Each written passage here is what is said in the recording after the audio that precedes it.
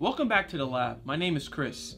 This is our first part of our two-part experiment where we're creating our own contraption in order to test out which size of our calcium carbide reacts the fastest. We did a video where we used calcium carbide. If you haven't seen it, take a look here. In order for us to see which size of our calcium carbide reacts the fastest, we're going to capture the acetylene gas from the reaction inside of a balloon. Using our apparatus, once the balloon gets large enough, it will pop. And being engineers, we need to modify this in order to make it large enough for our balloon to fit in it.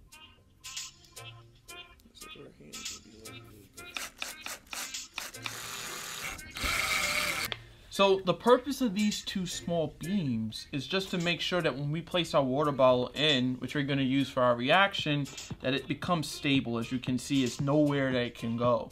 The next piece of the puzzle is to draw a hole right in for our needle.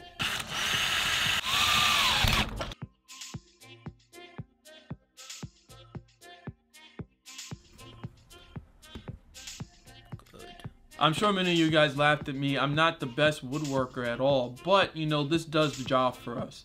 As you can see, we have the needle placed directly in the center. So if we have water in here and we place our calcium carbide inside, we're anticipating that the reaction will cause the balloon to expand and eventually pop using our needle.